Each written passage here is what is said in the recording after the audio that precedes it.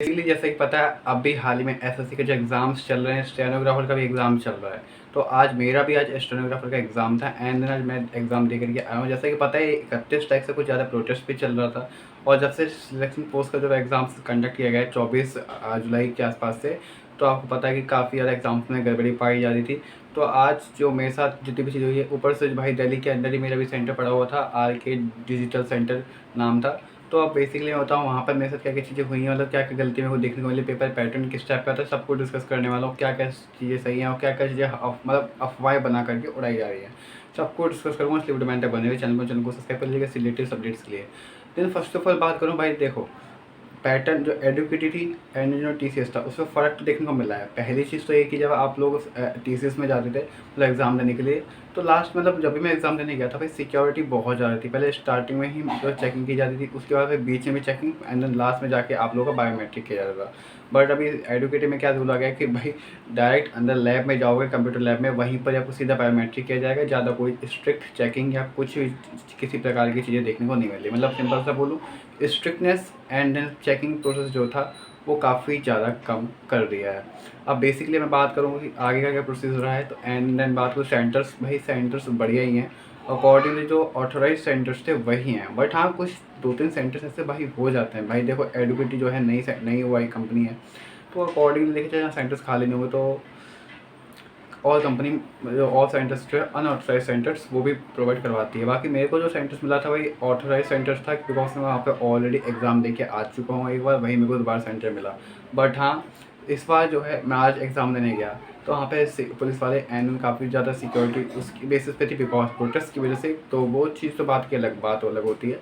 बाकी अब बात करते हैं एग्ज़ाम लेवल की।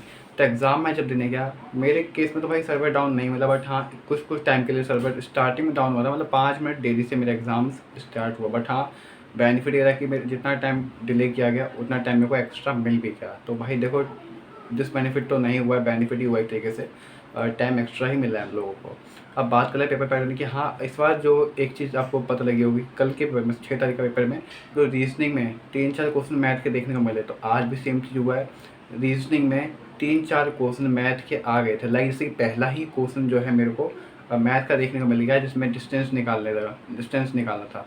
मतलब एक ट्रेन जा रही है 70 किलोमीटर की स्पीड से एंड उसको 150 किलोमीटर कवर अप करना है, तो उसका डिस्टेंस निकालना था। तो रीजनिंग में इस टाइप के क्वेश्चन दे दिए और 3 से 4 क्वेश्चन थे रीजनिंग 50 में से।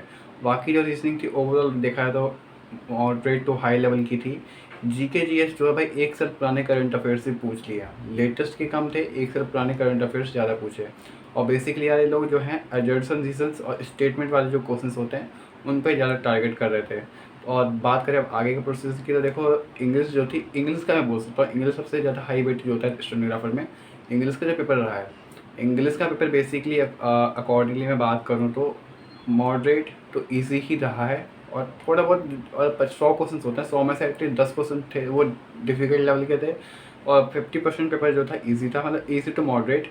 और बाकी जो बचे कुछ क्वेश्चन रह गए भाई वो थोड़ा मॉडरेट टू हाई लेवल के देखने को मिले। बाकी 10 क्वेश्चन ऐसे जो डिफ़िकल्ट थे, बाकी जो है केस स्टडी वगैरह नहीं थी उसके अंदर, और जो क्लोज टेस्ट वगैरह था वो थोड़ा सा ट्रिकी रहता है, और क्लोज टेस्ट तो वैसे भी ट्रिकी रहता ही है। और सिमोनियन एंटोनिम्स जो होते हैं वो तो PYQs ही, मतलब मेन इंग्लिश में जो है PYQs के भी कम से कम 8 क्वेश्चन मेरे को देखने को मिले थे आज के पेपर में। तो अकॉर्डिंगली मेरा जो आज का एक्सपीरियंस रहा है भाई, मेरे साथ तो ज़्यादा कोई वो दिक्कत देखने को नहीं मिली है।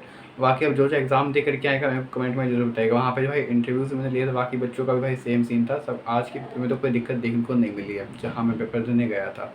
अब भाई अकॉर्डिंगली जो ये चीज़ चल रही है प्रोटेस्ट के रिगार्डिंग, देखो सीजीएल का एग्ज़ाम जो है वो कैंसिल तो हो सकता है, बिकॉज इसमें तो तीस जो स्टेनोग्राफर में से भाई 3 लाख बच्चों ने फॉर्म भरा था, तो उसमें से हमारे 1 या 1.5 लाख बच्चे फॉर्म एग्ज़ाम देने जाएंगे।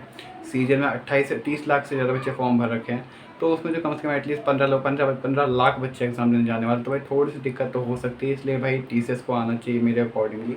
एडुकेटी के बस की बात नहीं है, बिकॉज अब इतनी सिक्योरिटी भी नहीं हो रही है एंड भाई इतनी चीज़ों को मतलब खींच रहे हैं बस। बाकी अब देखते हैं आगे क्या होगा। बाकी सीजीएल का एग्ज़ाम अभी हाल ही में अपडेट हुई आ रही है कि सीजीएल का एग्ज़ाम कैंसिल होगा। बाकी कुछ भी अपडेट होगा आपको इन्फॉर्म करूँगा, इसलिए चैनल को सब्सक्राइब कर लीजिएगा।